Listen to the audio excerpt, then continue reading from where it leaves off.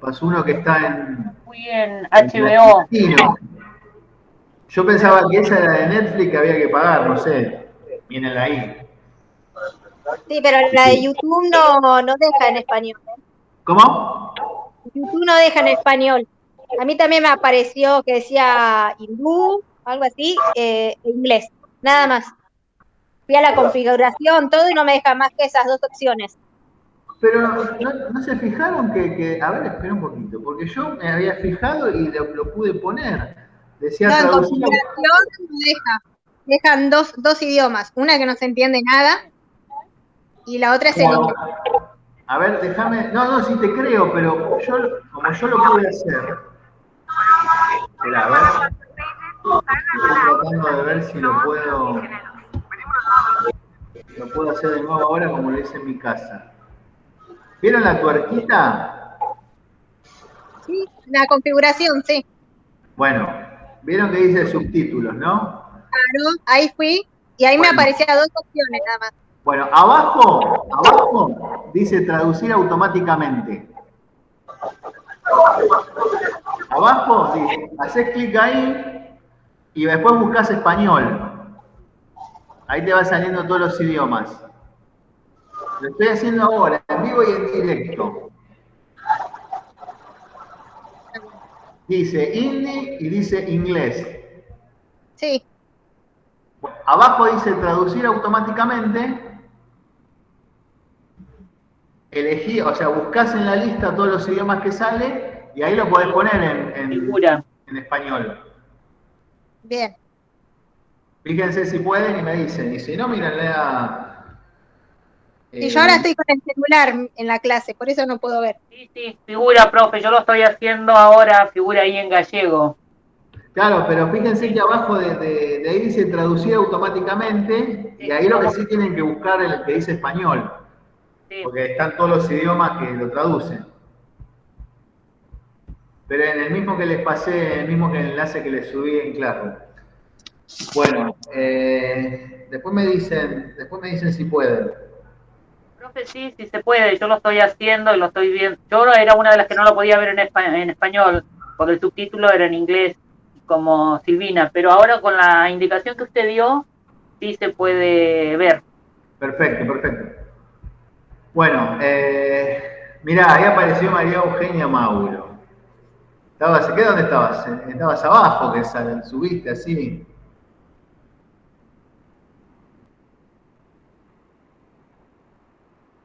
Tenés, tenés a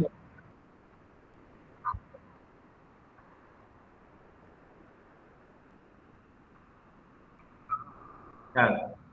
Bueno, eh, vamos a leer las consignas de la reseña por si hay alguna duda.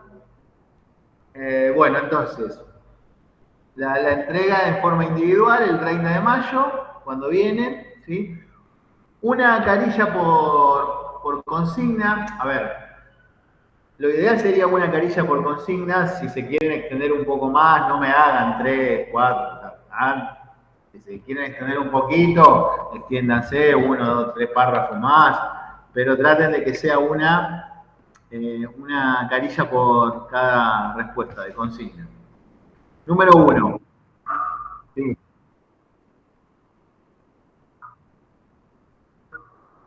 Bueno, traten de hacer una carilla, ¿no? Bueno, o sea, si me hace 2 o 3 renglones, una cosa.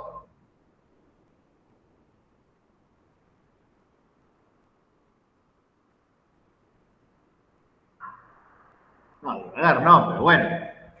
Tampoco, ya te pones a la defensiva, Mauro. ¿Qué pasa? ¿Qué pasó? ¿Te quedabas corta?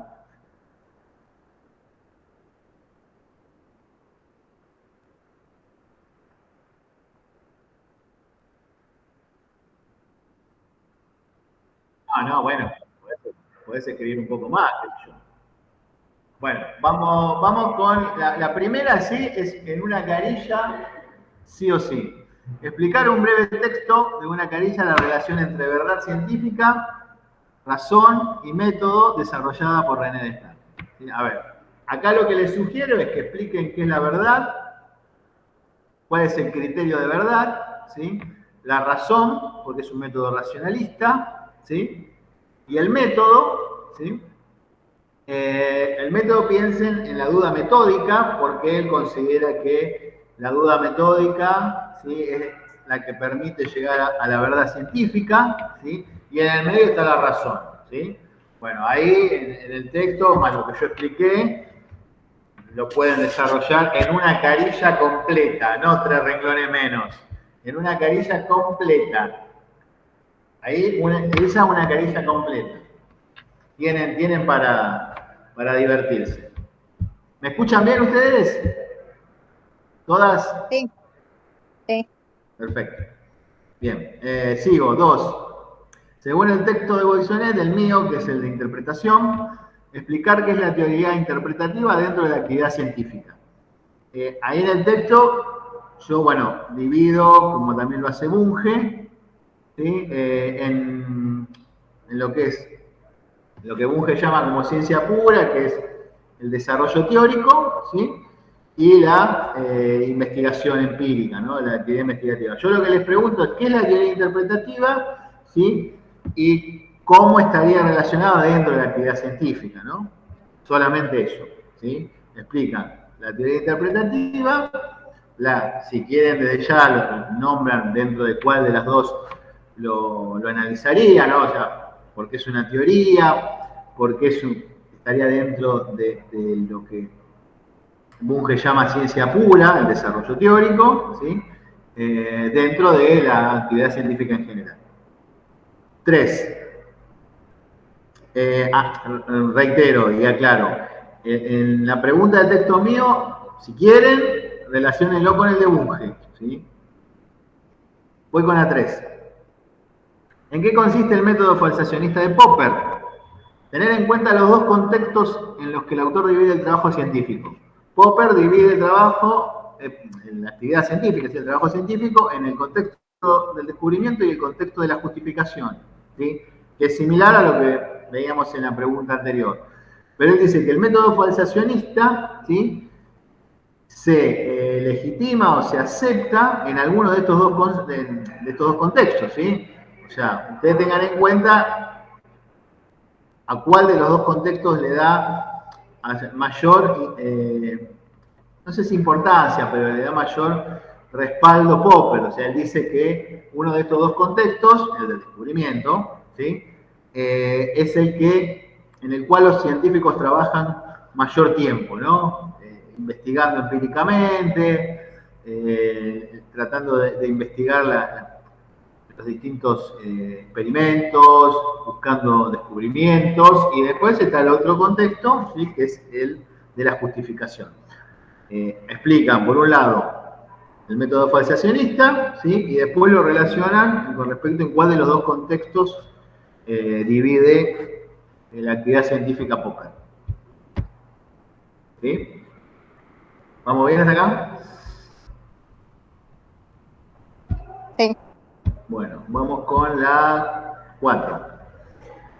Este es el texto, la 4 es la pregunta del texto de Ribes, ¿no? Que es sobre Lakatos, ¿sí? Explicar la idea del cinturón protector de Lakatos en relación a las ideas núcleos del falsacionismo de Popper.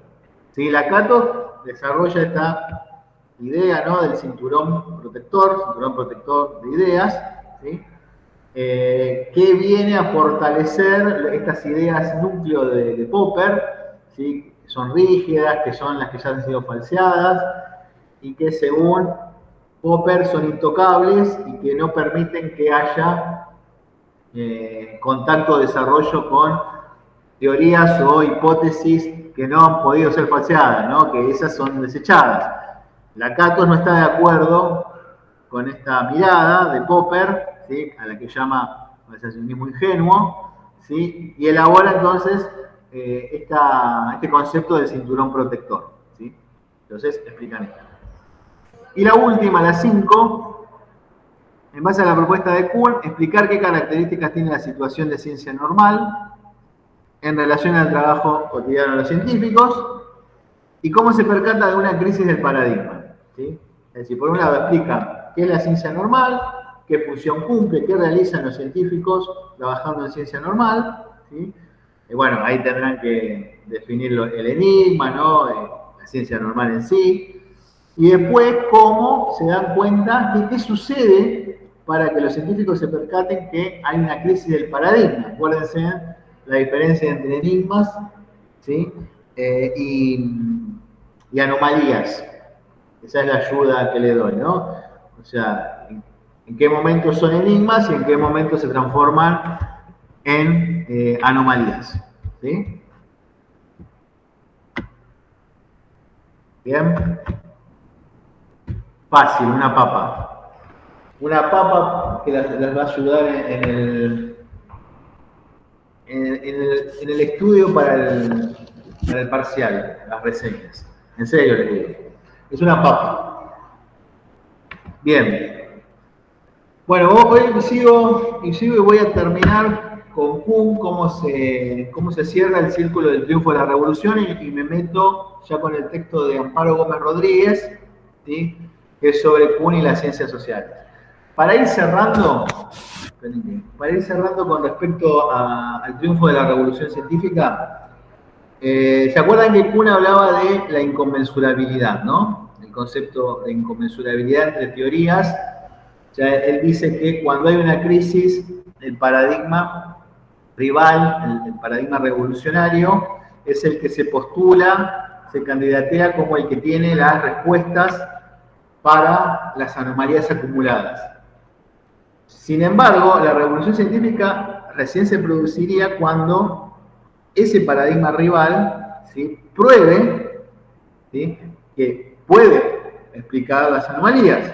Aparte, recuerden que ese paradigma rival, revolucionario, tiene que destruir el paradigma obsoleto, ¿sí?, y tiene que rescatar aquello que sirva, ¿sí?, o sea, y adaptarlo al paradigma nuevo, ¿sí?, para volver a la situación de ciencia normal. Kuhn dice que esto es cíclico, ¿no? Que la historia de la ciencia occidental se ha dado este proceso siempre, ¿no? Que se ha desarrollado un paradigma que ha logrado explicar los enigmas, ¿sí?, como tales, dejando de ser anomalías. Recuerden que las anomalías se dan en la situación de crisis, ¿sí?, cuando, dice Kuhn, ¿no?, las anomalías han violado las leyes del paradigma, ¿sí?, no lo pueden explicar.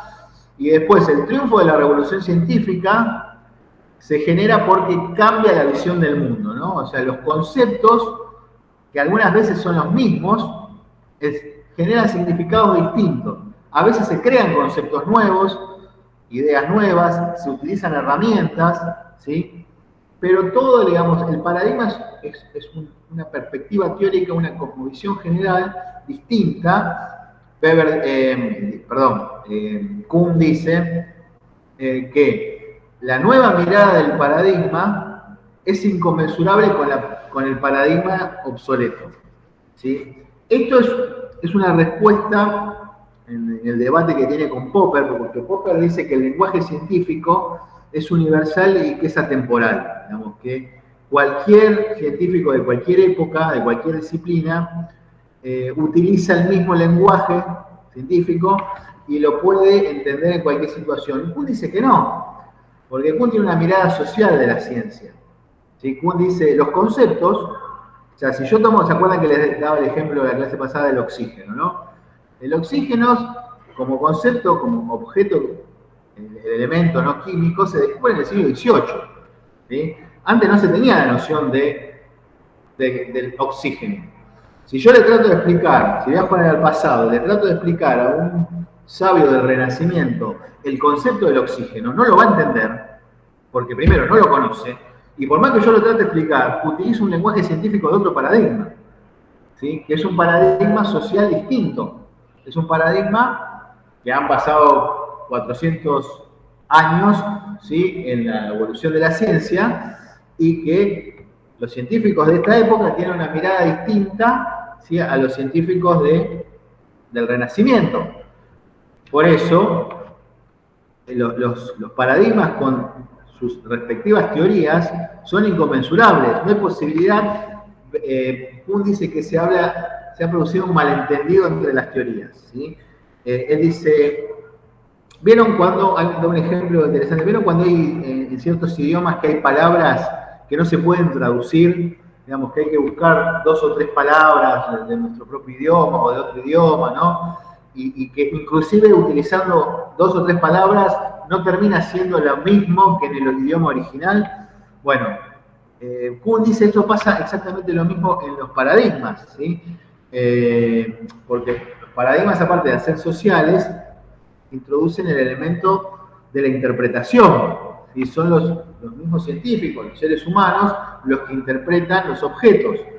Es decir, por más de que estemos utilizando muchas veces las mismas palabras, la interpretación del paradigma es distinta, ¿sí? Se genera estos, digamos, estos malos entendidos que hacen imposible, ¿sí?, que se puedan muchas veces comparar las teorías, porque hay contextos sociohistóricos distintos, porque hay herramientas tanto teóricas como metodológicas distintas. A ver, el método cartesiano, ¿no?, que es el que cierra la revolución racionalista, ¿no?, copernicana. El método tardó prácticamente 80 años en ser aceptado por la comunidad científica en general, y Descartes trata de imponer un método universal porque dice, si no es imposible entender los trabajos de los distintos sabios, que era lo que pasaba desde ese momento, ¿no? Cada uno investigaba a su manera, hacía su método personal, seguía sus reglas, y después no se podía comparar. Bueno, para eso, dice, porque quizás los científicos de ese momento llegaban a verdades, ¿sí?, demostrables, pero no los podíamos comparar porque no había un método común, ¿sí? Eso forma parte del paradigma, así que haya un método, digamos, hasta el día de hoy, los paradigmas se fueron adaptando, ¿no?, a las circunstancias de la investigación, ¿sí? Desde ya también es distinto a la ciencia que se hace hoy en día que la del principio del siglo XX o hace 400 años. Se adaptan los paradigmas, inclusive en algunas cosas suelen ser hasta distintos al paradigma original. A ver, hoy sabemos muchas más cosas dentro del paradigma de Einstein que a principios del siglo XX, ¿sí?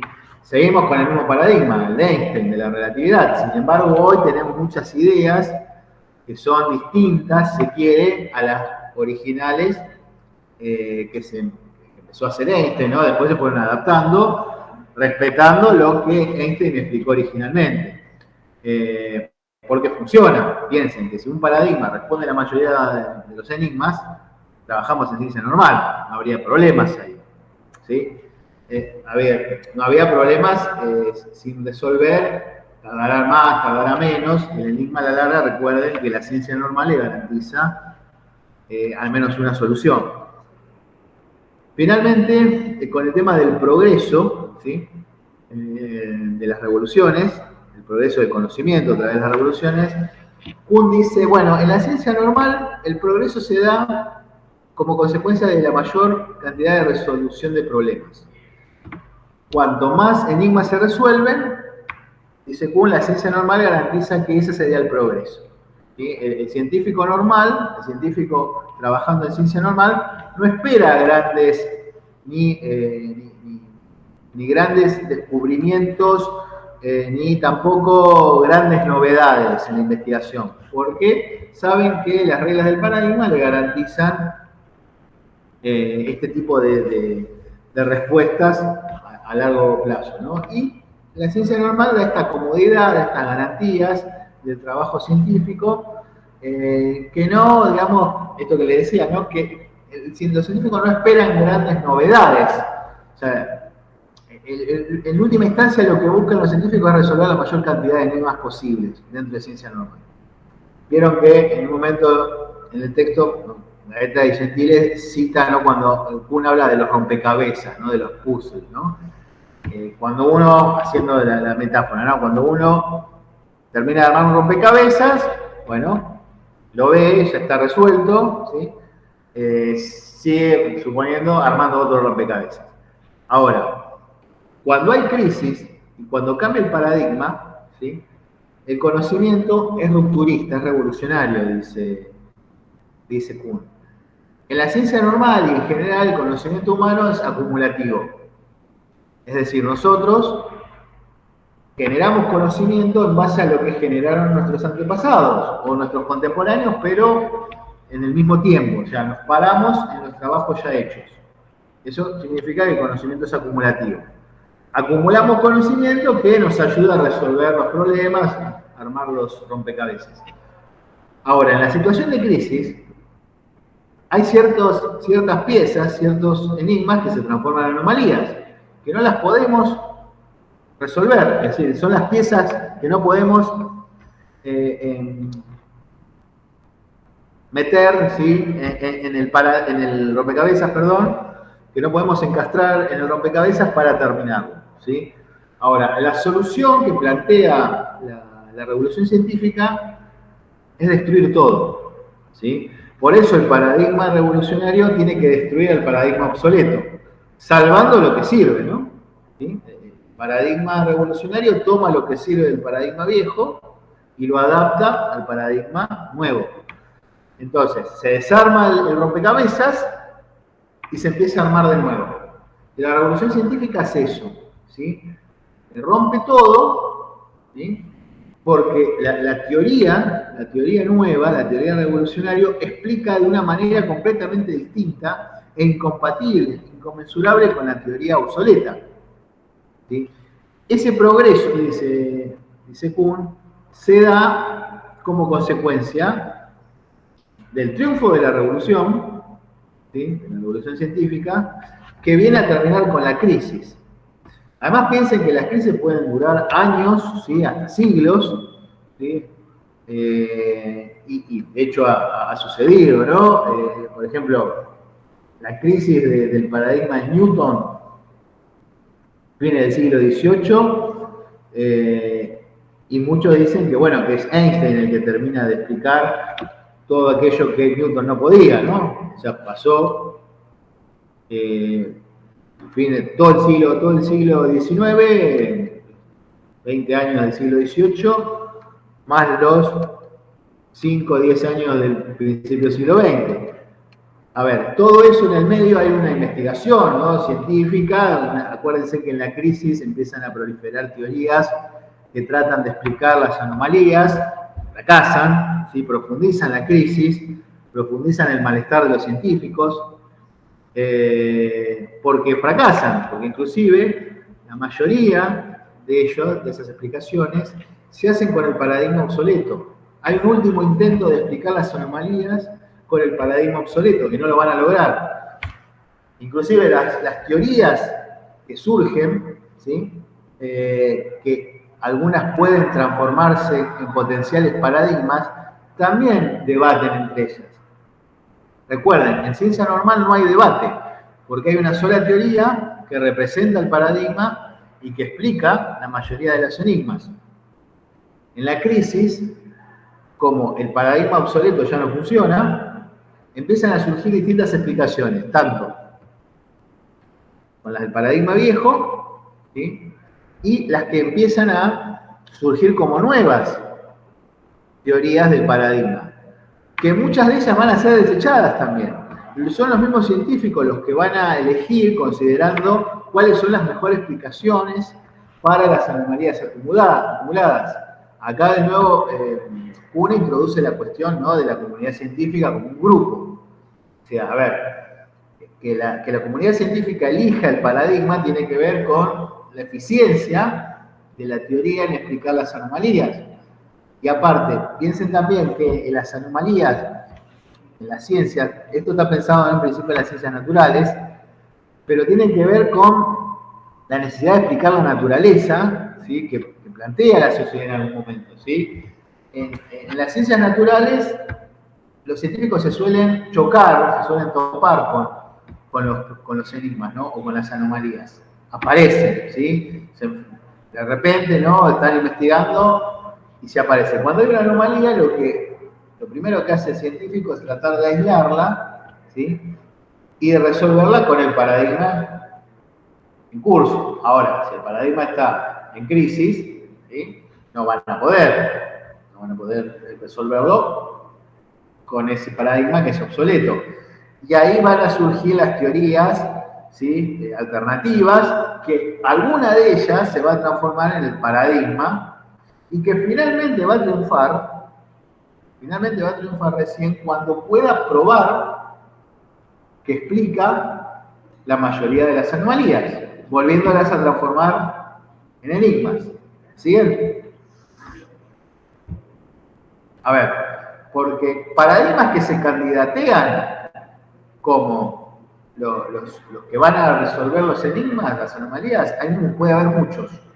Ahora, con decir yo puedo resolver las anomalías no alcanza, hay que probarlo. Por ejemplo, cuando Galileo explica el movimiento de la Tierra, ¿no? Y de los otros planetas, y bueno, el que dice que el Sol no es un planeta, que se creía que el Sol era un planeta también y que es una estrella, ¿sí? Él dice, yo no solamente tengo la teoría, que ya la había empezado a elaborar Copérnico, que Galileo la profundiza, sino que aparte también tengo para probar eso el telescopio y el método, ¿sí? Galileo es uno de los que acepta con mucho gusto la propuesta cartesiana, ¿no? El método cartesiano. Él habla también de la duda para obtener la verdad.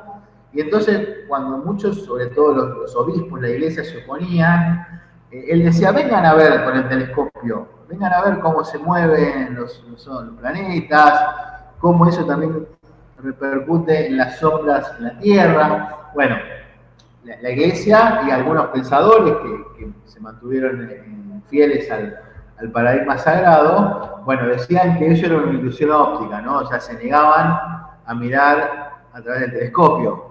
Pero porque acuérdense que otra cosa importante, que dice, bueno, cuando surge el paradigma revolucionario, ¿sí?, el paradigma obsoleto va a resistir, hay una lucha política ahí, ¿sí? Cuando habla de una lucha política está refiriéndose a que hay intereses en juego, ¿sí?, que son intereses cognitivos, es decir, en relación al conocimiento, y también intereses políticos. En el caso, digamos, del paradigma sagrado y del paradigma copernicano se ve más claramente, ¿no? Porque era la iglesia, ¿sí?, que estaba perdiendo el monopolio de la explicación del orden del universo. Pero esto es interesante porque Kuhn dice, bueno, hasta ese momento, hasta el Renacimiento, el paradigma sagrado era eficiente, explicaba la mayoría de los enigmas. Ahora, de un día para el otro se empezaron a acumular anomalías que el saber sagrado ya no podía explicar. Por eso va a surgir el paradigma copernicano. ¿Me explico? A ver, Kuhn dice, bueno, por más que estaba basado en las creencias religiosas, el paradigma sagrado, el tolemaico, aristotélico, explicaba, en ese momento, explicaba la mayoría de los enigmas. A lo que hoy llamaríamos ciencia de ese momento, le servía.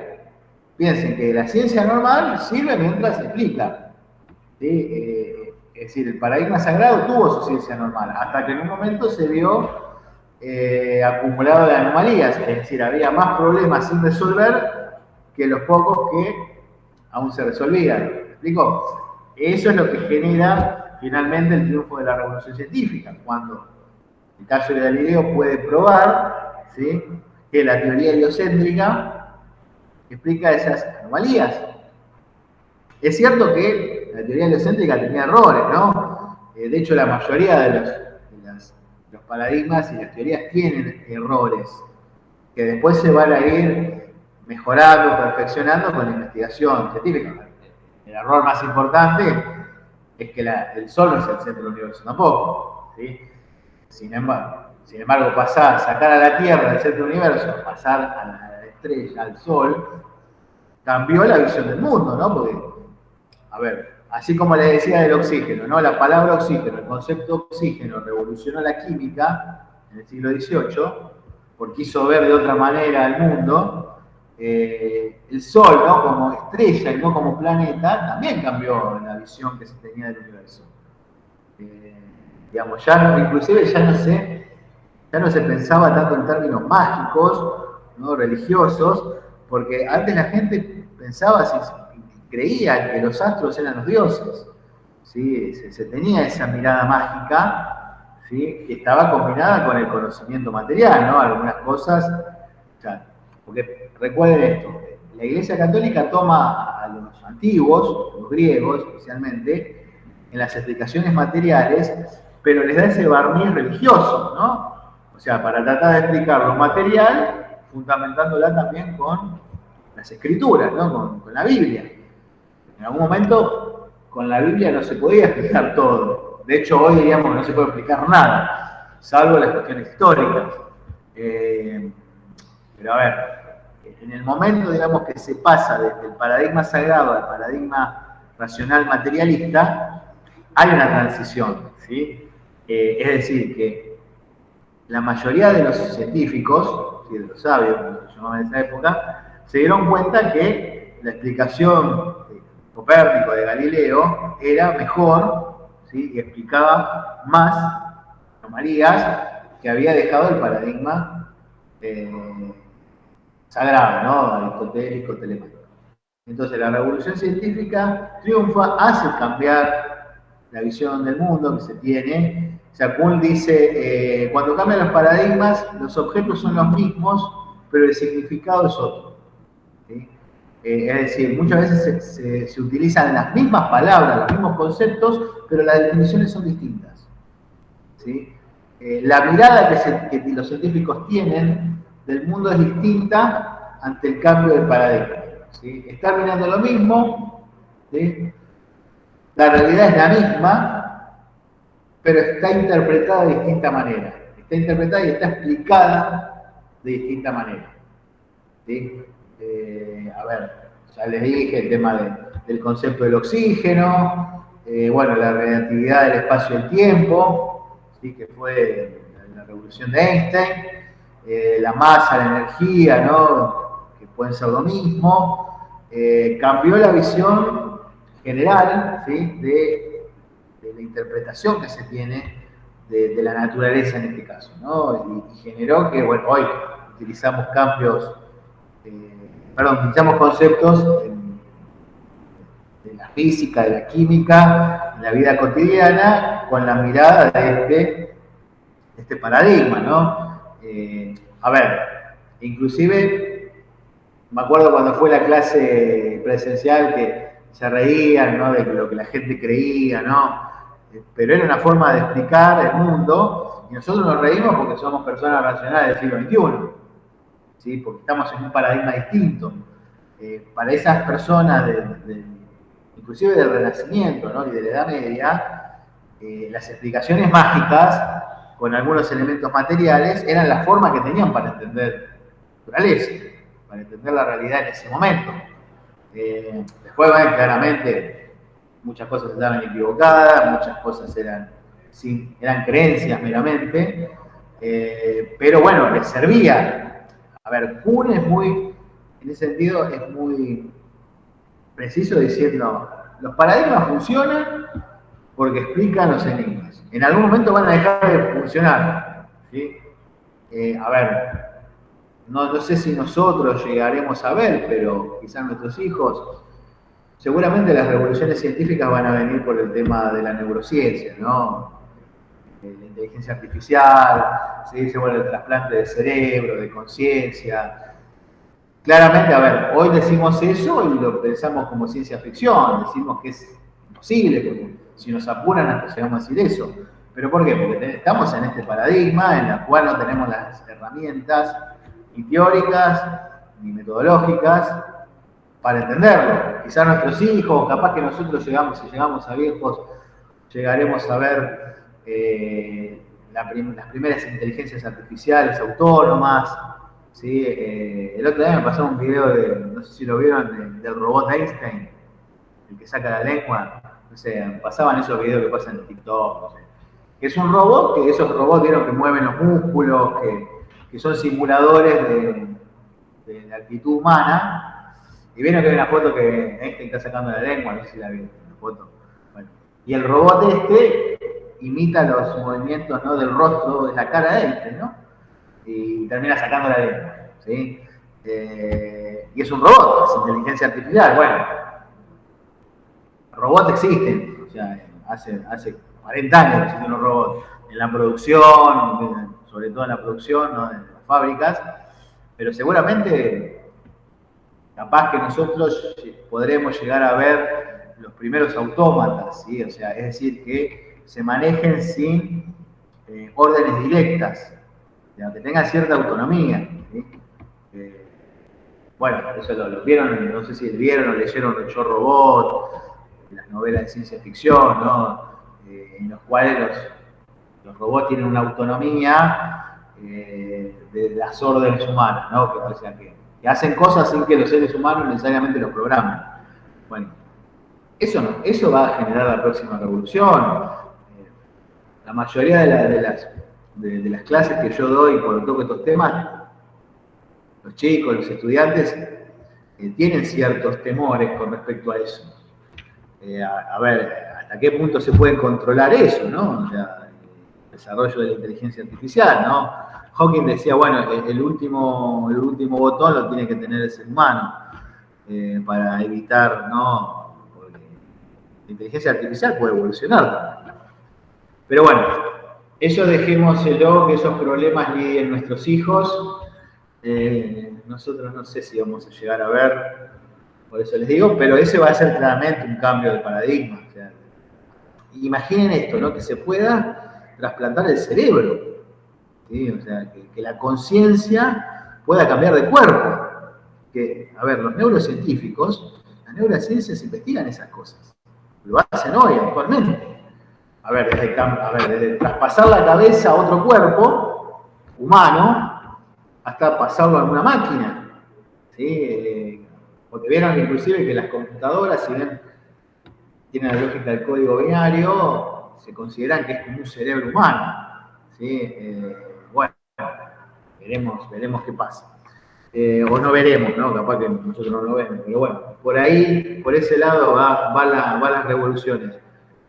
¿Por qué dar el ejemplo este? Porque demuestra que la ciencia va a cambiar la forma de investigar y la que los seres humanos tienen de la realidad. Hay un cambio. A ver, vieron que se usa el giro copernicano, se suele usar una metáfora del giro copernicano, ¿no? Se cambia la mirada del mundo, ¿sí? De 180 grados, ¿sí? Se cambia el paradigma. Y la mirada que se tiene, la mirada científica y que después repercute en la sociedad. ¿Sí?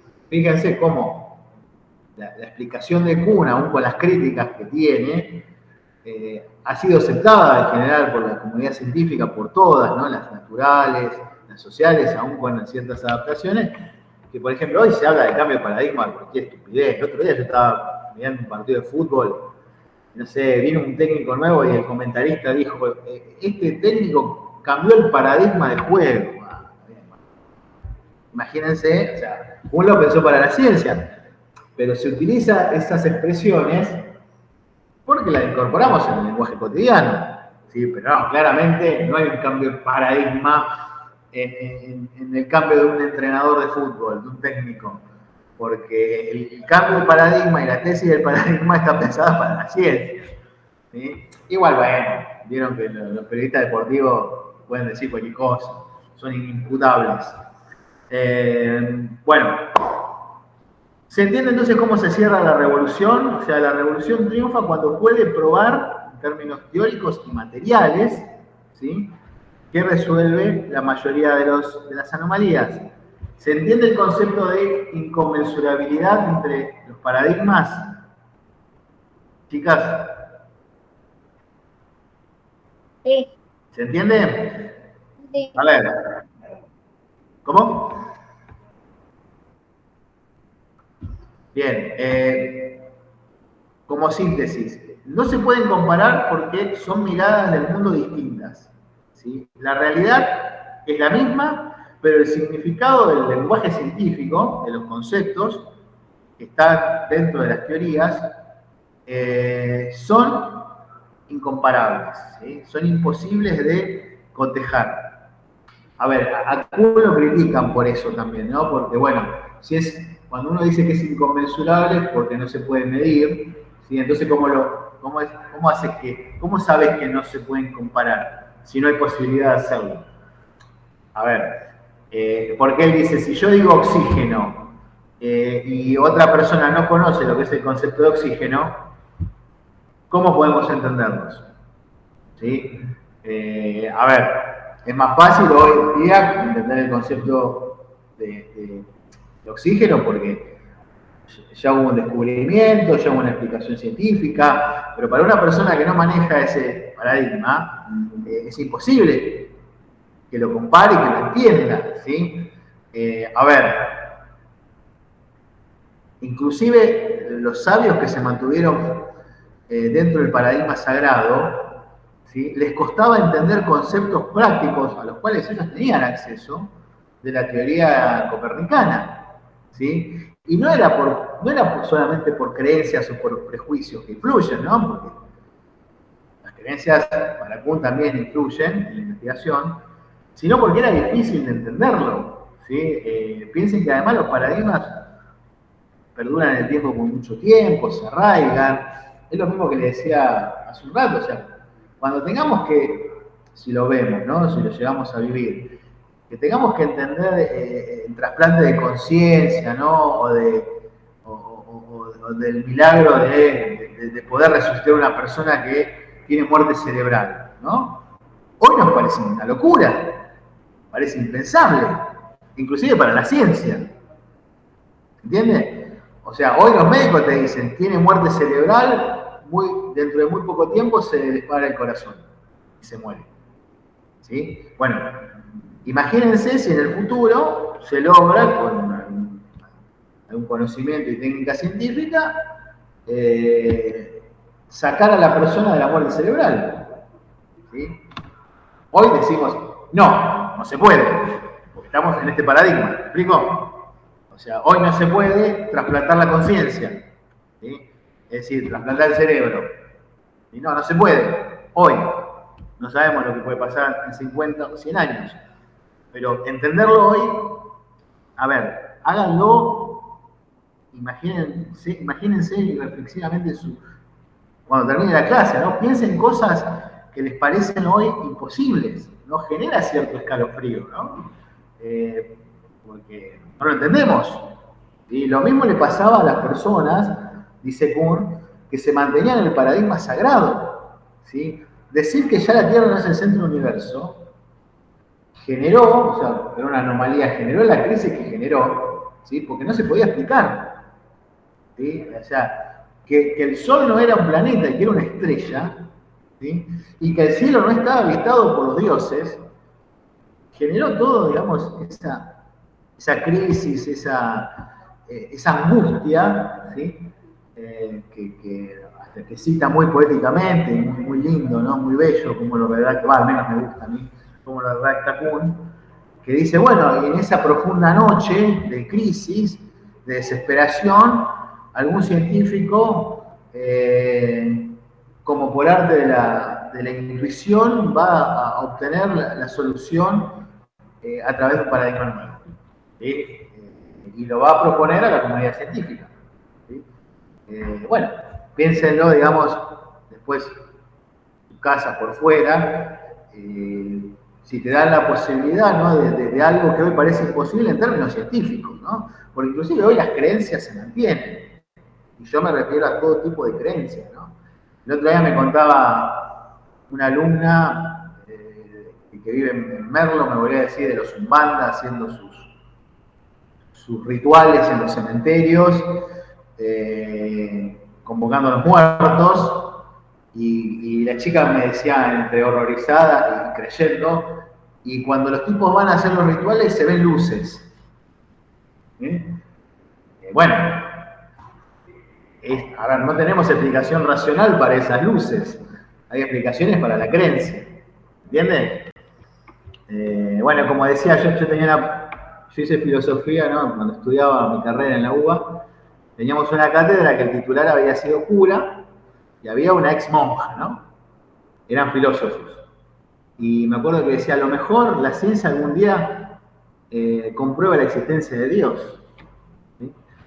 Bueno, ahí claramente esa persona, que era creyente, trataba de buscar un camino intermedio, no separado como el que proponía Descartes, ¿no? Buscaba combinar los dos. Bueno, ese es el problema que tenemos en Occidente, que no podemos hacer ir de la mano en el mismo camino a la ciencia y a la creencia y a la fe. Ese problema, por ejemplo, los orientales no lo tienen.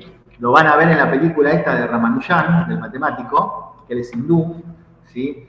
Los orientales combinan el saber material con sus creencias. Bueno, los griegos, que fueron la sociedad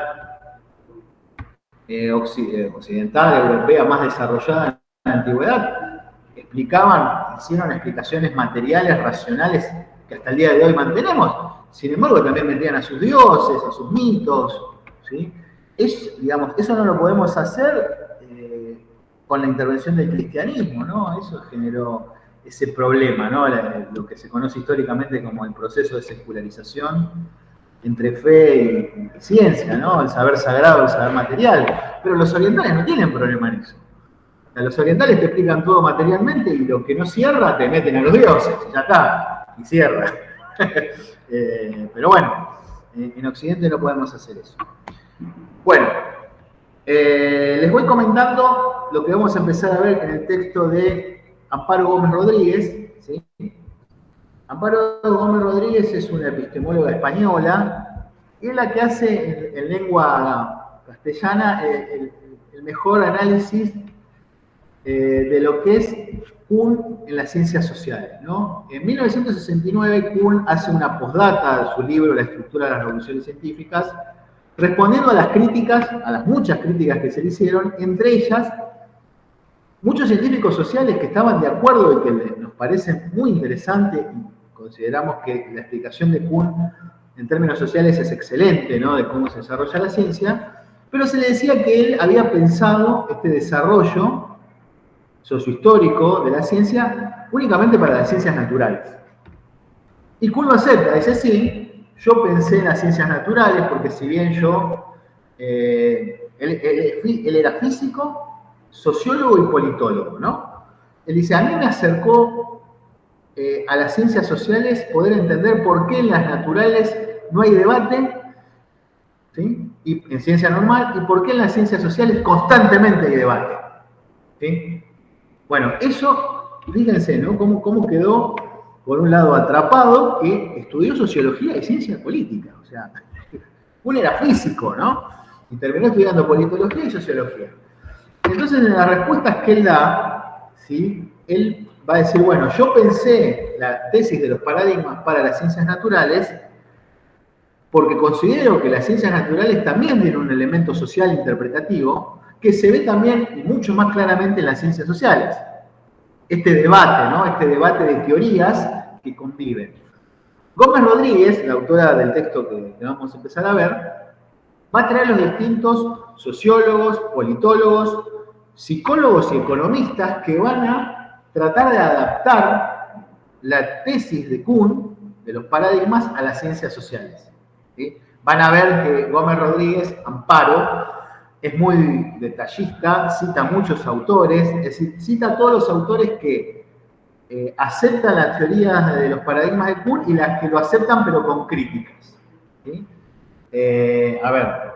Sociólogos marxistas hasta politólogos funcionalistas, psicólogos freudianos hasta la Gestalt, ¿no? Que, por ejemplo, tomando lo que Kuhn habla del concepto este de los lentes, ¿no? Que te hacen ver de distinta manera los objetos, ¿sí?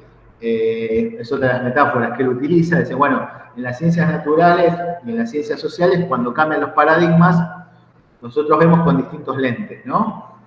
Ahora piensen, si cambia el aumento, si son anteojos de sol, nosotros vamos a ver el mismo objeto, pero lo estamos viendo de distinta manera. Bueno, con esa metáfora, Amparo Gómez Rodríguez, tomando los autores, dice, bueno, hay teorías, ¿sí? Que interpretan los fenómenos de distinta manera en ciencias sociales. Estamos viendo el mismo fenómeno, pero lo estamos interpretando con distintas teorías, con distintas perspectivas teóricas, con distintas creencias y con distintas tradiciones, dice. Todo se mezcla.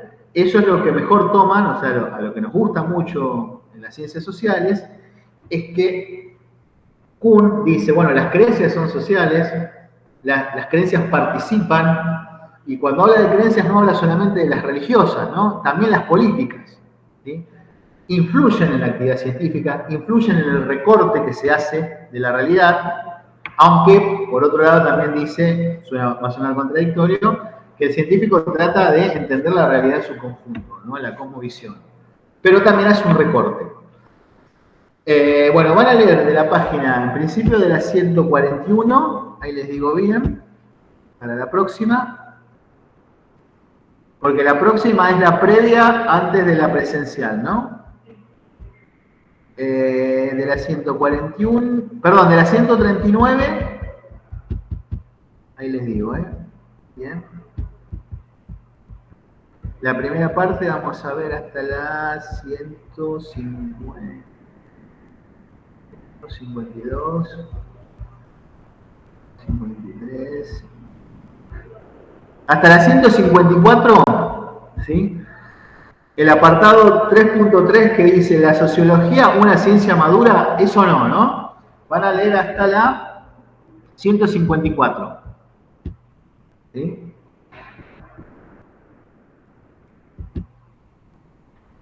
Sería el punto 3.2, otras asunciones paradigmáticas, dice, ¿no?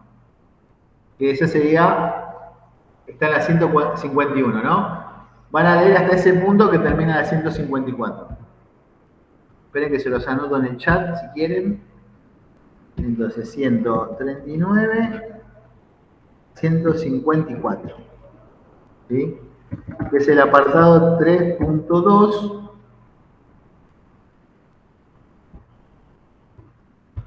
Otras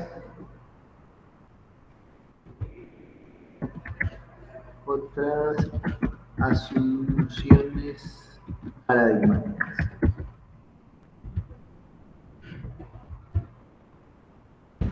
Ahí está, ahí se los anoté. ¿Sí? Bueno, la idea principal, ¿sí?, que va a recorrer el texto, después lo profundizo en la próxima, es que la teoría de los paradigmas de Kuhn se tiene que adaptar a las ciencias sociales, porque las ciencias sociales son multiparadigmáticas. Es decir, a diferencia de las ciencias naturales, en las cuales hay una sola teoría que representa el paradigma, una única teoría, en las ciencias sociales hay multiparadigmas que conviven y compiten, ¿sí?, explicando los enigmas. ¿Sí? ¿Consultas?